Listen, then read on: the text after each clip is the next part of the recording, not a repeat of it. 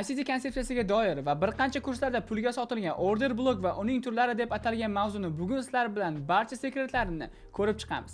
Aytgancha darslarimizning barchasi mutlaqo tekin.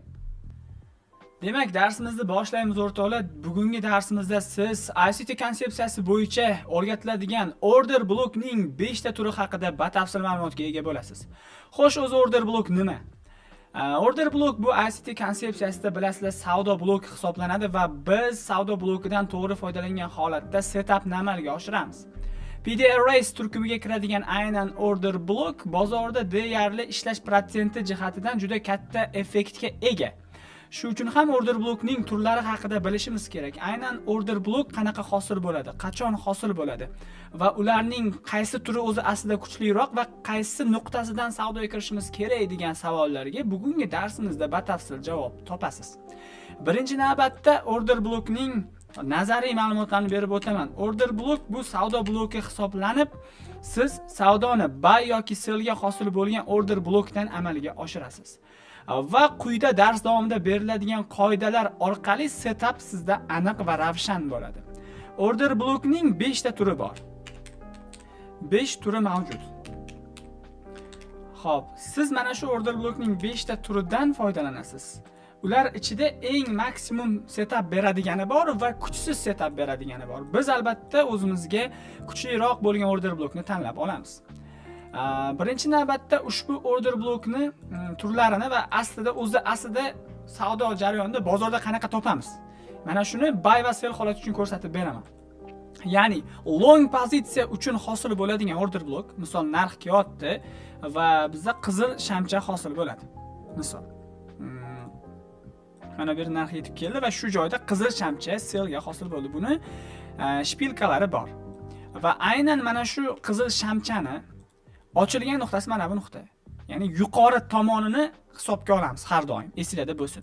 Mana shu yuqori tomonidan bozor keyingi ochiladigan yashil shamcha, misol mana bunda o'ynab shundan tepada yopiladigan bo'lsa va buning rangi sell emas, balki buy bo'ladigan bo'lsa, ehtimolligi yuqori bo'lgan order blokni buy ga hosil bo'lishi bo'ladi. Ya'ni kim bizga kerak bo'ladigan nuqta mana bu. Pastga qizil shamcha hosil bo'ldi va ana undan keyin yashil shamcha hosil bo'lib, pastga tushgan svechani tepa qismini tana bilan yopsa kifoya. Mana bu yerda bo'ladimi, bu yerda bo'ladimi, buni bizga farqi yo'q. Tepada mana shu shamchadan tepada yopilsa, bizda buy ga order blok hosil bo'ladi. Endi xuddi shuni teskarisi narx tepadan pastga qarab kelyapti, farqi yo'q. Immuniy mana shu nuqtada bizda yashil shamcha tepaga hosil bo'ldi. Aytaylik, nuqta tepaga qayrilish bo'ldi. Va buning ham shpilkasi bor, ya'ni soyasi bor. Aynan shu nuqtani pastki chiziq chizib olamiz. Ya'ni boyagi kartinaning teskarisi. Mana bu pastki tomonini tana qismini chizib olamiz. Aynan shu nuqtadan qizil svecha yoki candle pastda yopilishi, mana bu nuqtalarda yopilishi bizga mana bu yashil svechani sell uchun order blok xizmatida ishlatishga olib keladi. Mana shunaqa holatda bozorda bizda order bloklar shakllanadi. Va mana bu nuqtadan keyingi shamcha qaytishidan biz buy ga setup qilamiz. Mana bu qaytishdan sell ga setup qilamiz. Aynan order blok buy va sell ga xuddi shu ravishda paydo bo'ladi. Boshqa hech narsani qo'shmang. Ortiqcha ma'lumot kerak emas bizga. Aynan mana shu order blokning hosil bo'lishi bozorda istalgan tipdagi forex yoki bo'lmasam metal commodity yoki bo'lmasam indekslar va hokazo barchasida shu holatda hosil bo'ladi. ICT turkumi bo'yicha. Albatta bu potensial o'zim bilgan ma'lumotlar va o'zim ishlatadigan order blokning turlari hisoblanadi. Endi buni order blok birinchi qismini umid qilamanki konspekt qilasiz va o'zingizga saqlanib qilib yozib olib qo'yasiz. Endi 5 ta turi bor bu order blokning. Mana shu 5 ta turi haqida gaplashamiz. Birinchi order blok turi odatiy order blok. Odatiy order blok. OB degani qisqartmasi. Odatiy order blok. Ya'ni mana bunaqa qilib yozib qo'yaman. Order blok.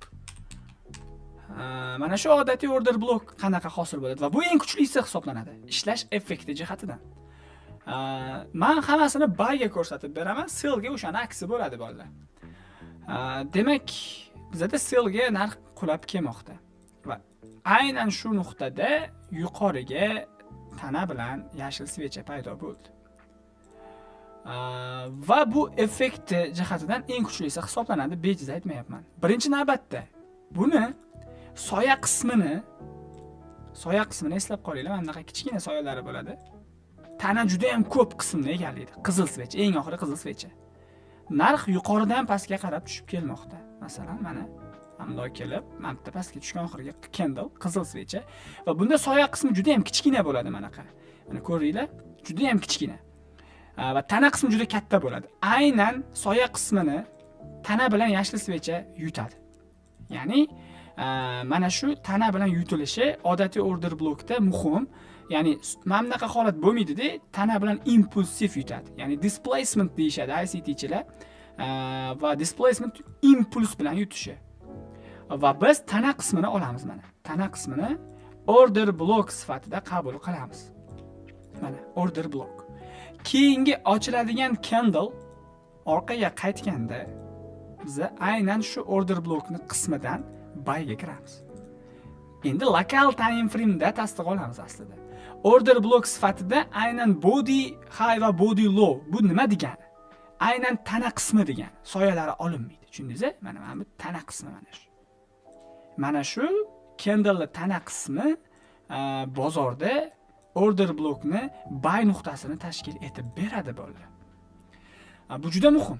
Ya'ni birinchi e'tibor beradigan nuqtamiz soyasini yashil svecha tomonidan tana bilan yutilishi kerak va impulsiv ravishda yutilishi kerak. Ya'ni kuchli harakat bilan yutilishi kerak. Ikkinchisi bizada endi nima bo'ladi?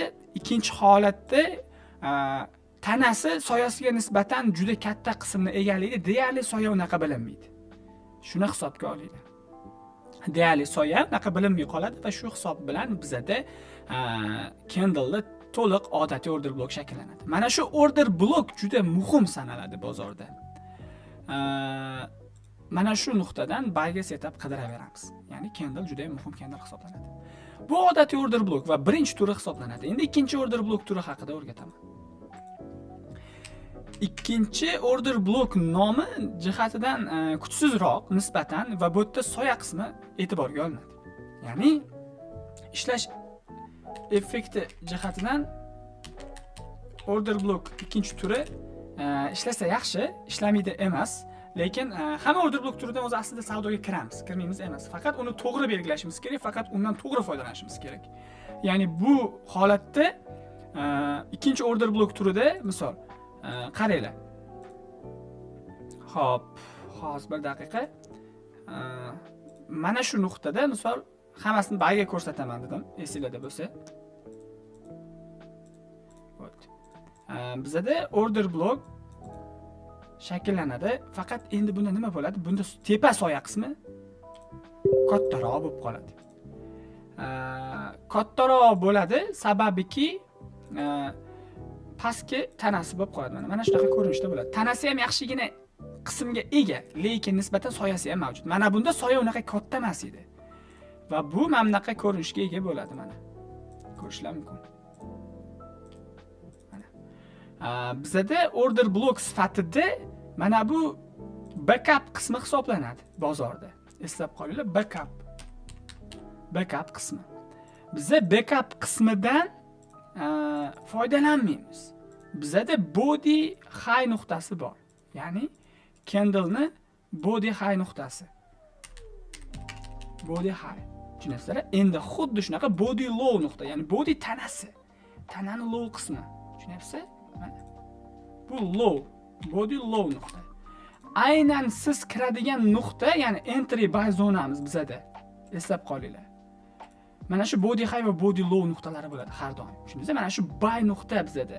Ya'ni buy zone.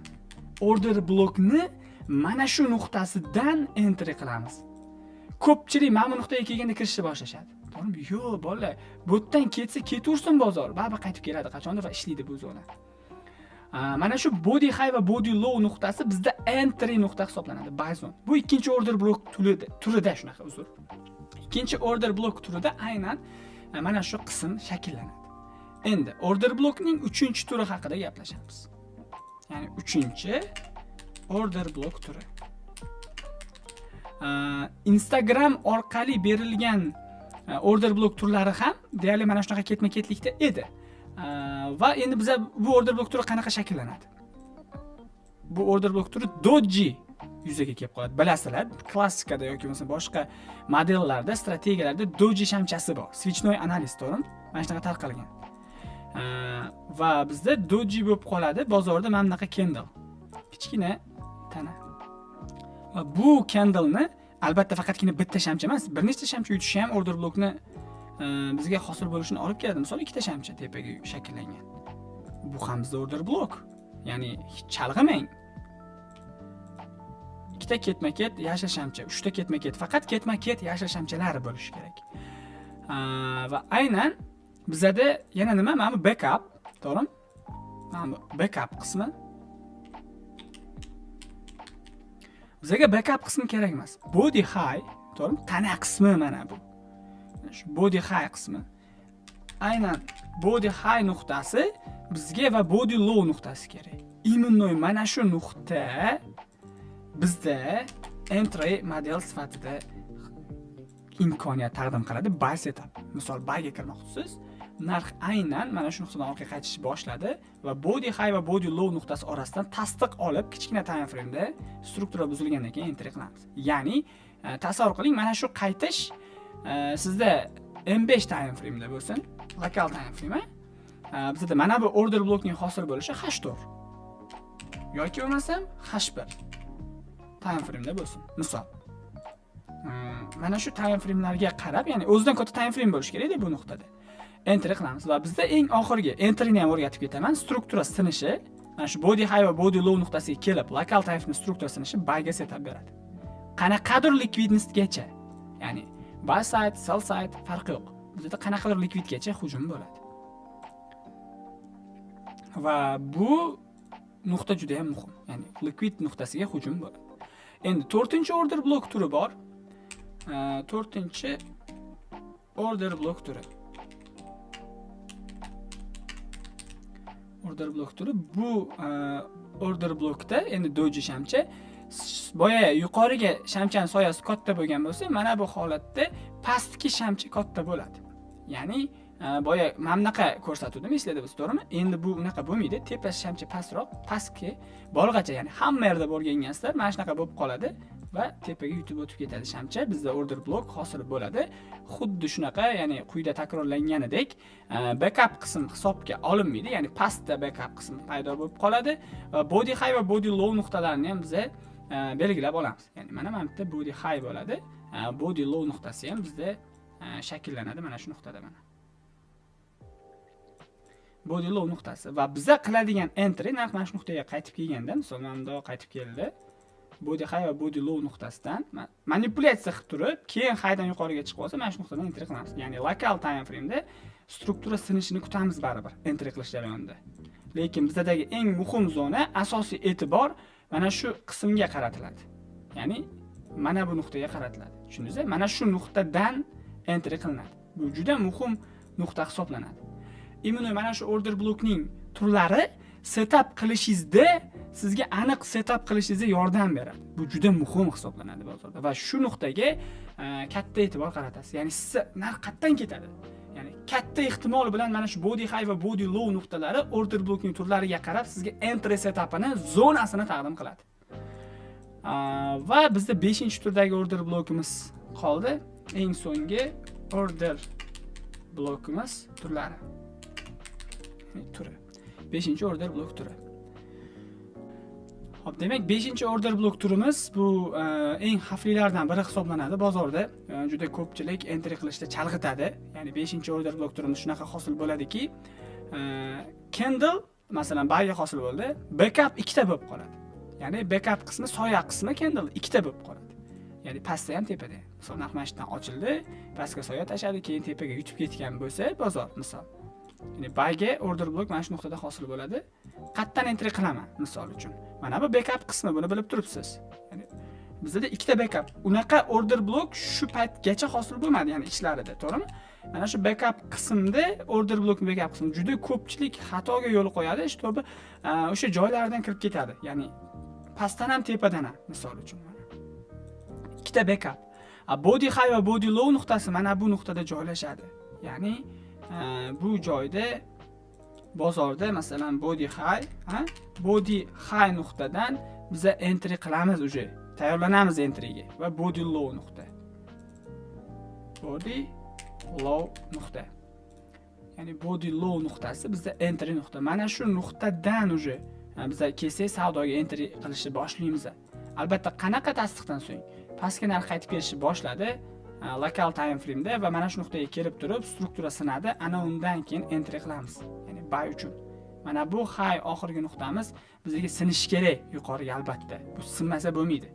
Ya'ni biz entry qila olmay qolamiz. Mana shu high nuqtamiz sinmasa. Va bizda imенно mana shu holat, ya'ni kuzatuv aynan body high va body low nuqtasida yuzaga kelishi kerak. Siz mana bu nuqtada strukturasini entry qilib olsangiz, bu xato. Ya'ni unaqa bo'lmaydi. Masalan, backup qismda narx keldi, sindi struktura, yana pastga tushib ketadi. Va keyingi struktura sinishdan siz qo'rqasiz entry qilishga, psixologik bosim va botdan haqiqatan narx chiqib ketadi yuqoriga. Shu uchun ham order blokning turlarini bilishimiz va aynan shu nuqtada savdo modellariga tayanib entry qilishimiz bu juda muhim. Juda muhim. Va buni hisobga oling albatta. Nima bo'lganda ham order blok turlari haqida batafsil ma'lumotga ega bo'ldingiz. Ana endi sizga narxni grafik holatdan ko'rsatib beraman. M15 time frame, kattaroq time frame ga o'tib qarasak ham bo'ladi, lekin mana misol mana bu narx tepaga chiqib ketishi. To'g'rimi? Imенно mana bu kartinkani ko'rib chiqamiz. Mana shu nuqtada mana order blok shakllangan, to'g'rimi? Mana bu yerda order blok yuqoriga yopilyapti. Keyinchalik nima bo'lyapti? Keyinchalik narx aynan shu yerda reaksiya beryapti, lekin baribir qaytib kelyapti. Ya'ni backup qismi bu. Mana bu order blokning body high qismi, to'g'rimi? Mana xuddi mana shu nuqta. Body high qismi. Ya'ni 5-order blok turi bor bu yerda. Aynan 5-order blok va mana bu body low qismi.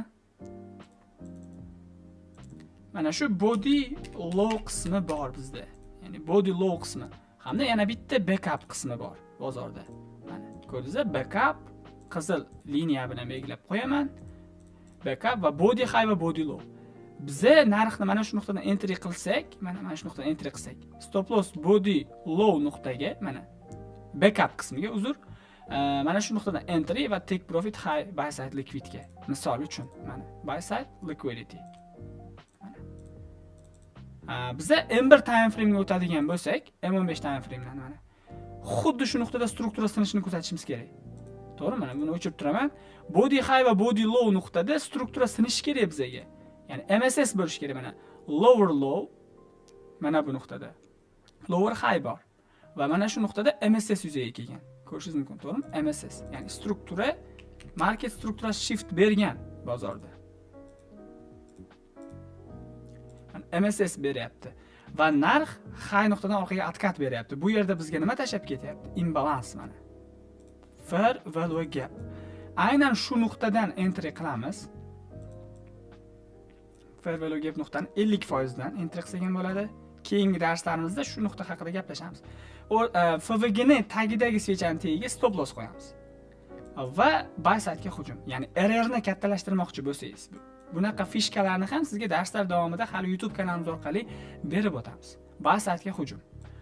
Va bizda qaranglar, OT nuqta bor. Minimumdan maksimumga tortamiz, to'g'rimi? Mana.